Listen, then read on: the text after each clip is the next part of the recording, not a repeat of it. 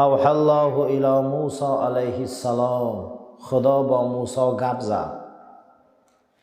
یا موسی، ای موسی، این اردت ان اکون اقرب الیک من کلامک الی لسانک، میخواهی که تو به سوی من نزدیک باشی از همین سخنت، از همین زبانت.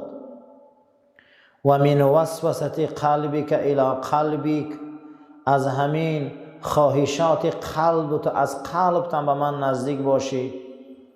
و من روحک الی بدنک، میخواهی که از همین روح و بدنت به من نزدیک باشی. و من نور بصرک الی عینک، میخواهی که از نور چشمت، خیلی که به چشمت نزدیک اینم نزدیک باشی. و من سمعک الی اذنک، میخواهی که از شنوایی گوشت که در گوشت چقدر نزدیک اینم شنواتر به من نزدیک باشی، از همین نارم نزدیک باشی. فاکثر من صلات علی محمد صلی الله علیه و سلم. پس موسی صلوات آخران پیغمبر زیاد گو.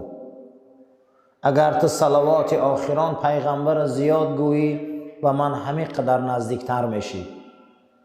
این شب صلوات های، هیچ محل صلوات فراموش نکنی. صلوات دروازه های رحمت میکشاید. صلوات غضب خدا را خاموش میکنه. صلوات ملائکه را به زمین نزدیک میکنه. صلوات حاجت های ما را کشاده میگردانه. صلوات ما را نورانی میگردانه. صلوات ما را به پیغمبر نزدیک میگردانه. صلوات چنان بزرگ است که موسی با این صلوات به خدا نزدیک شده. خداوند این زمین و آسمان با طفیل رسول اکرم آفریده. خداوند این قرآن به قلب پاک حضرت پیغمبر داده. این دنیا به نام محمد کلید می شود صلی الله علیه و سلم.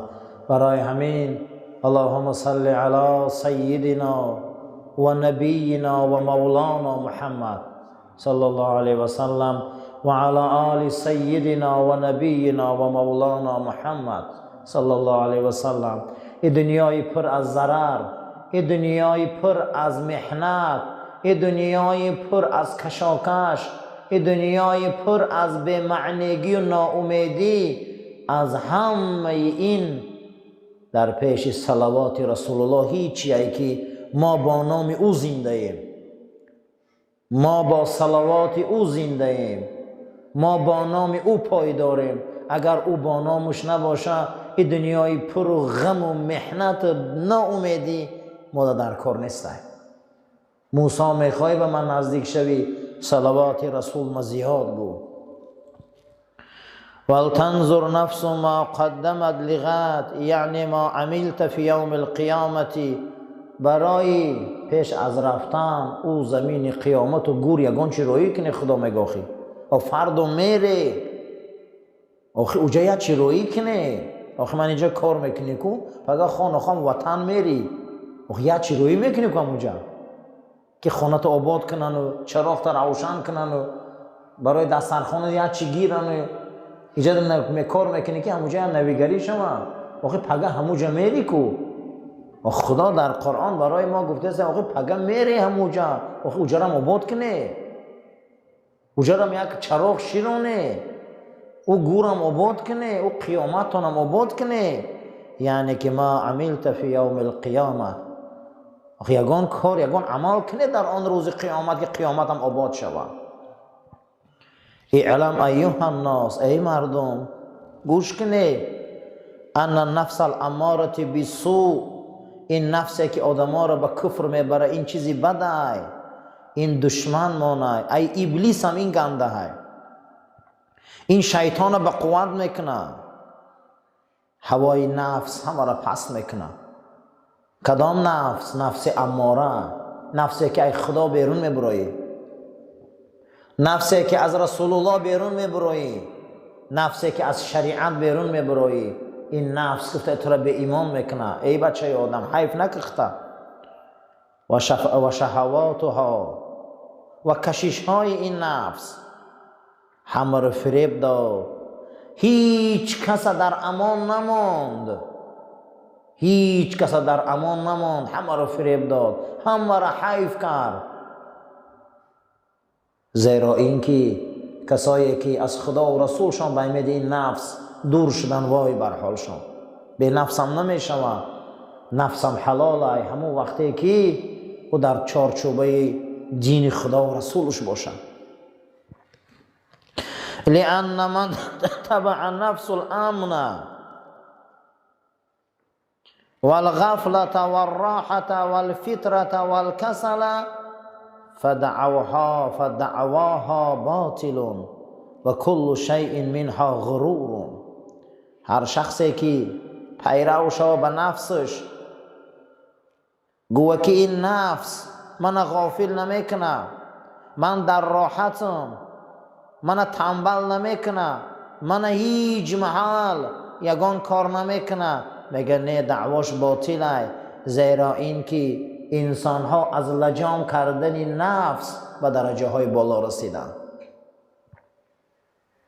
وقتی انسان گشنه میمانده، ایمانش نور پیدا میکرده. یک ماه شریف رمضان ده ایمانا نور پیدا میکنه. من بازم میگم هر آن نفسی که ما را از خدا دور میکنه وای حرامه. هر آن نفسی که ما را از رسول دور میکنه وای حرامه. هر آن چیزی که در چارچوبه خدا و رسول وای حلاله. و کل شیء منها غرور. هر کسی که از خدا و پیغمبر دور شد و قسم به خدا فریب خورده، فریب سخت خوردگی. و این رضیت عنها و تبعت امرها هلکت. اگر راضی باشه در همه زندگی، پیرو باشه به همه زندگی که از خدا و پیغمبر دور باشه، وای بر حالش که هلاک شده، وای بر حالش که هلاک شده. و این غفلت عن محاسبتها، پنسون در بچت میتی میپرسی، پگه خدا ایچی رو نمیپرسن. هر کسی که از حساب خدا غافل باشه، وای بر حالش. از حساب خدا غافل نشه بفته، پگه میپرسه او، پگه این نفسا رو میپرسن، پگه این سلامتی رو میپرسن، پگه این نعمتای دادگیش رو میپرسن. امروز کو یک 5 سامان دادن ای بچه میپرسی و این قچی را داده نمیپرسن. میگن شما غافل نشوی. غرقت، وای بر حالت غرق شدی. و این عجزت عن مخالفتها، نفس به درجه آدم متهم میکنه که تو دیگر ناتوانی که او در زید برایی. منم آدمایی که حرام میخورن، حرام میپوشن، حرام کار میکنن و یا دیگر بنده نفس شدگیان و یا عاجز شدگیان، دیگه برآمده نمیتونن و یا دیگه برآمده و خلاص خورده نمیتونن. و تبعت هواها قادتک الی النار. اگر تو پیرو با اون نفس باشی که تو را به حرام میبره، تو را به نیرنگ میبره، تو را به فریب میبره، تو را از خدا و رسول دور میکنه، وای بر حالت. این یک لجامی هسته که تو را به جهنم نزدیک کرده، کشیده. احتیاط باش، احتیاط باش، احتیاط باش. وليس للنفس مرجوع الى الخير هي رأس البلايا ومعدن الفزيحة وهي خزانة إبليس ومأوى كل شيء لا يعرفها إلا خالقها. از برای نفسی که شما را از خدا و رسول دور میکنه امید خیر نکنه، زیرا سرچشمه همه بلاها از خدا و پیغمبر دور شدن است. سرچشمه همه بلاهای کجا بوده است؟ از خدا و رسول دور شدن. گنجینه تمامی، خزینه تمامی آفت و بلا از بنده نفس شدن سر می شده. گنجینه ابلیس نفس پرستی بوده. همه بدی ها از داخل نفس پرستی پیدا می شود. نفس غیر خالقش کسی نمیشناسه، فقط نفس خدا میشناسه. خدا رای حل شگفت زده برای ما. یکم چیزی که ما و شما را از نفس بد دور میکنه، واتقوا الله، چی بده؟ از خدا پروا کنی. از خدا پروا کن. برای هوای خنک سرتو میپوشونی، برای یک هوای سرد پوپوشی گرم میپوشی، پروا میکنی. برای ایمانت پروا نمیکنی، برای ایمانت زیق نمیشی، برای ایمانت یک مراتبه حسرت نمیخوری. چیکار کرده استم؟ ان الله خبیر بما تعملون. خداوند خبرداره به هر یک عملی ما، چی نیک میکنیم چی بد، چی شایسته میکنیم چی ناشایسته. برای همین هیچ محل در گناه سبوک ندانیم، هیچ محل ثواب کم ندانیم. شاید میگه گناه سبوک ندان که شاید در او غضب الله باشد. هیچ محل ثواب کم ترک ندان که شاید در او رحمت الله باشد. پروردگار اولین تعلیماتی که به ما میده میگه از خدا پروا کنه، خدا را پیش نظرتان بیاره، خدا را بینا دانه، خدا را شنوا دانه، خدا را صاحب قدرت دانه و همه کار در حق شما میکنه، همه کار در حق شما میتونه. شما عاجزه در پیش او و دانه که از همه عملهاتان او به خبره. و اذا تفکر العبد فيما مضى من عمره في طلب آخرته كان هذا التفکر غسل القلب كما قال الرسول صلی الله علیه و سلم. هر وقتا که بنده فکر کنه که اندکه که عمرش برای آخرتش گذشته، همین گونه فکر قلب می شوشته. زیرا را که پیغمبر خدا گفته که 1 ساعت فکر کردن برای ثواب آخرت بهتر از 1 سال نماز نفل خواندن. کسی 1 ساعت فکر میکنه که کاری خیری من کدام باشه، ذکر خیری من کدام باشه، یاد آخرت من کدام باشه، 1 ساعت فکر کنه از 1 سال عبادت نفلش بهتر بوده. فینبغی للعاقل ان یتوب من الذنوب الماضیه. انسانی صاحب عقل، انسانی با عقل، ترا خدا عقل داده، گناه های گذشته تا گریبان تا قبل گریه کن و توبه پرس از او. و یتفکر فیما یقربه. فکر کن که چی ترا به خدا نزدیک میکنه و چی ترا نجات میتیه و در روز قیامت چی عمل نامه اعمال ترا به دست راست میتیه. اینا فکر کن. در عمل کوتاه نبیا، در توبه سیر حرکت باش. هر دقیقه ذکر خدا تا زیاد کن، زیرا که تو سیقل میابی و پاک میشی. و یترک مناهی. کارهای بی معنی را بس کن، کارهای پرگناه را بس کن، عملهای زیشت را بس کن. زیرا اینکه عمل زیشت قلب بدبو میکنه، یاد گناه قلب بدبو میکنه. عیسی مسیح گفت اگر در یک جایی که علنگه علاب باشه، مهرین و تریزه های شما هوی باشه، دود علاب و بوی همون علاب خانه شما میدره؟ گفتم بله میدره. گفتم چیکار میکنه؟ گفتم بدبو میکنه. گوی یاد گناه و فکر گناه هم همینه، ایمان شما رو بدبو میکنه. و بعضی دودای هسته که دیوالا رو سیاه میکنه. گناه رو نکنی و یادش کنی و فکرش کنی، قلب چی میکرده؟ سیاه میکرده. و یصبر نفسه. نفساتان به صبر آموخته کنی. ولا یتبع شهوات نفسانیه. این کشش های نفسی را احتیاط شوی که فرعون نفس کافر کرد، نمرود نفس کافر کرد. جنگ امروزه دنیا هم قسم بخدا برای نفسه. احتیاط شوی. آدم کافر میکنه، این به ایمان میکنه. جنگ منصب، جنگ تجارت، جنگ زراعت، جنگ کرسی، جنگ برنامه های به معنی، ریشش این نفسه. ریشه همین نفسه. برای 4 تنگ پول، برای 1 بولک زمین، برای 1 بولک مقام، برای یک بولک مرتبه آدم ها این شبا چی کارایی نکنن؟ فالنفس صنم، نفس این بوتای. فمن عبد النفس یعبد صنم، کسی که بنده نفس شبابای بوت پرست شده گه، بوت پرست شده گه، شر نیست بجی بوت روی، بوت پرست شده گه، بوتی درون شد چه پرستش کرده است. فمن عبد الله بالاخلاص فهو الذی قهر نفسه، کسی بنده را به خدا را بندگی میکنه به اخلاص، اون نفس خار کرده. این شب اخلاص های، این شب دعا های، این شب ریاضت های، این شب دستبرداری های، این شب خواندن قرآن های، تا اینکه نفس ها آرام گیرن، تا اینکه نفس ها به سوی عمل حلال بیاین، تا اینکه نفس ها به سوی کار حلال بیاین.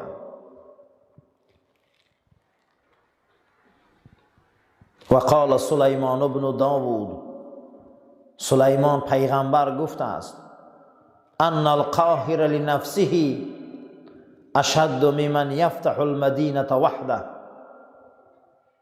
حضرت گفته است که کسی که نفسش اداره میکنه گویا که یک شهر دروازش کشاده فتح کرده. خیلی وزبین نفس اداره کرده. من یک انسان لشکر میگیره و یک شهر میگیره، مقصدی گم زیر لیوای خودش نه، ببین که چقدر عذاب میکشه، ضبط میکنه میگیره. کسی نفسش لجام میزده برابر یک قماندان به دست که یک شهر گرفته. بسیار وزبینه. حضرت سلیمان گفتن بسیار برای ما وزبینه نفس اداره کردن، این کار اولیاهای خدا. حضرت علی کرم الله وجهه گفته است: من و نفسم مثل گوسفندچران است، همیقه که گوسفند سیر کردی با همین قدر تشنه و گشنه شدن میگیره. این نفس همینه عزیزان. شما گمان نکنید که همین قدر وای سیر میکنی و میپوشونی با وای همون قدر حرکت کردن میگیره. نه، یک جانب دیگه گفته بیدار شدن میگیره. گفته چی کارش کنیم؟ گفته در کفن رحمت پیچونیشه، فقط از خدا رحمت چه طلب کنی و او را دفن کنی در زمین کرامت.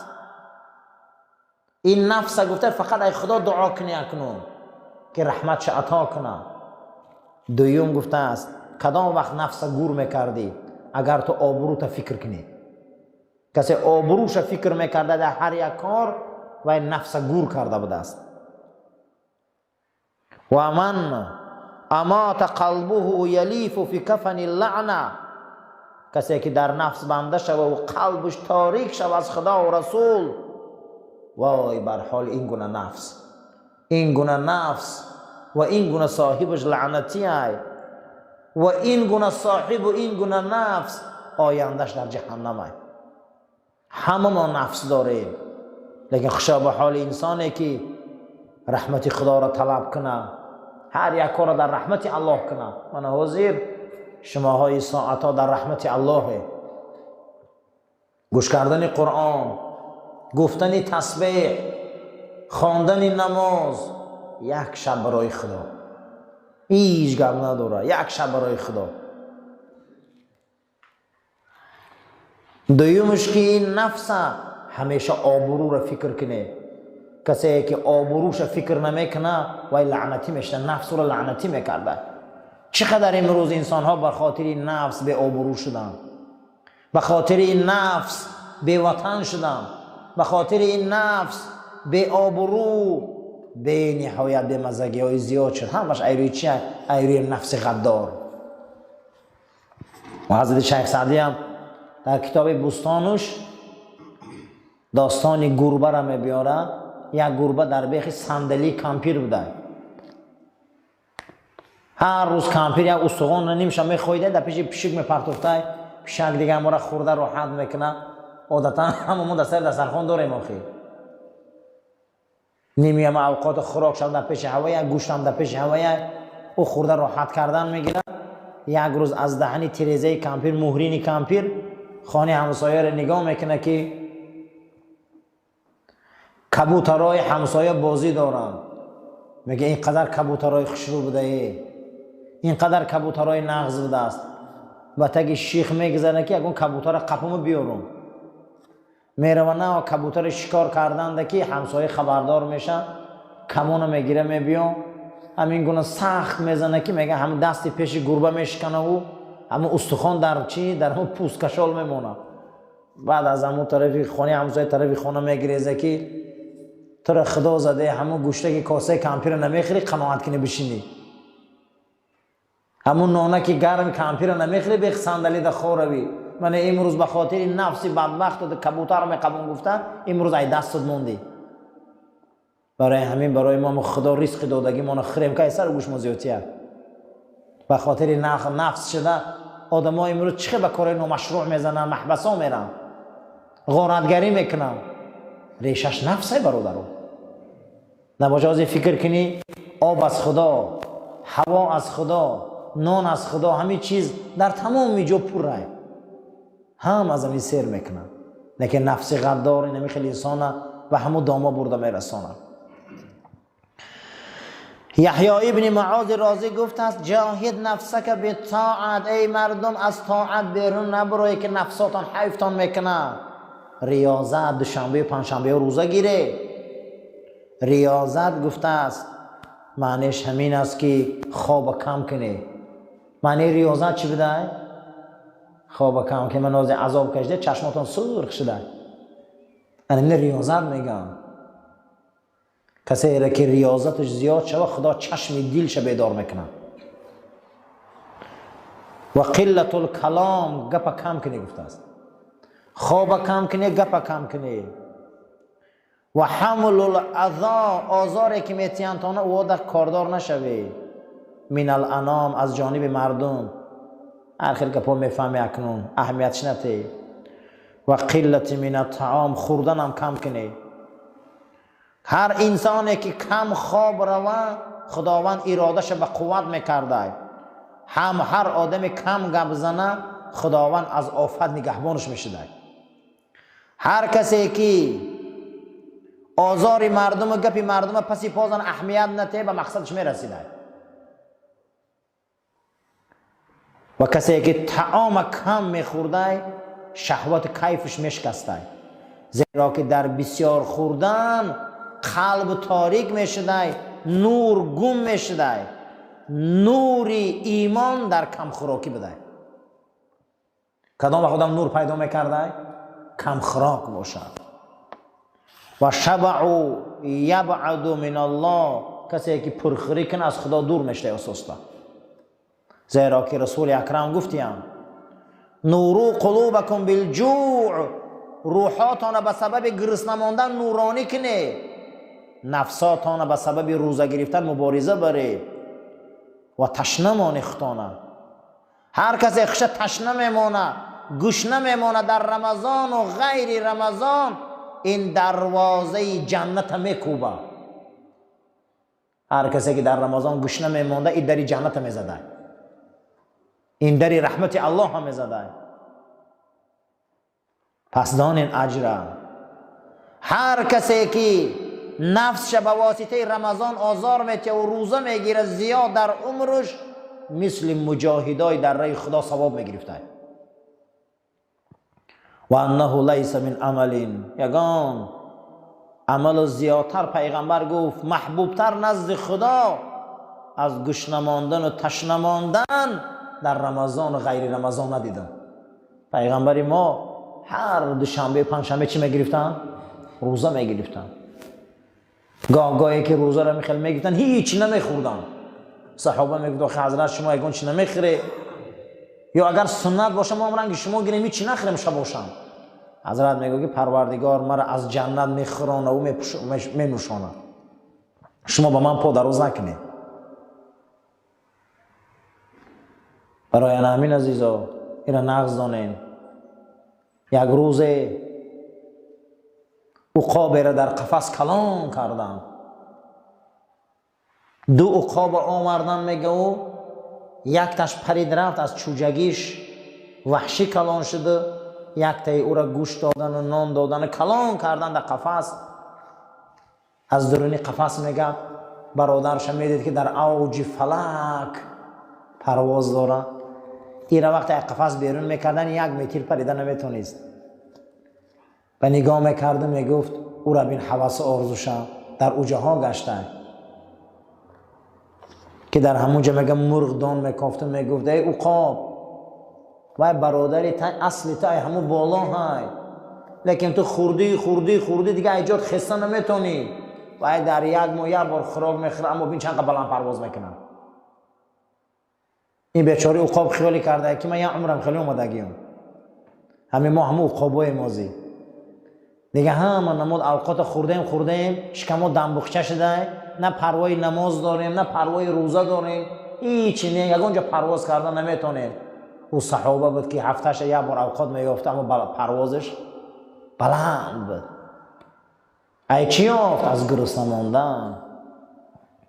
یگان طاعت نزد خدا از تشنه ماندن گشنه ماندن در رمضان لذیذ نبوده برای که کی در تشنه ماندن گشنه ماندن خود نمایشدهی میکنه کی خش نشون میتیا هیچ کا یگان کس در گشنگی خش نشون میتیا یگان کس در تشنگی خش نشون میتیا نه این کار آسان نیست برای خدا دوست می‌داشته.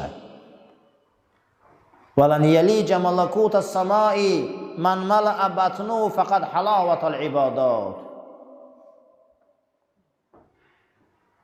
در ملکوت آسمانی ملائکه های در آسمان هستند بینین یگان چی نمیخورن یگان چی نمینوشن بطناشون پر نیست مگر پر از حلاوت عبادت.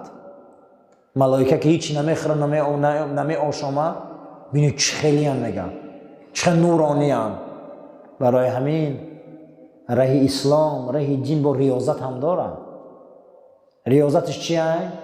مشق میکنی تمرین های ریاضی میگن مشق میکنی. کدام قهرمان دیده که به مشق به اون درجه رسیده؟ منم قهرمانا رو میبینی بین چند سال ها مشق میکنن.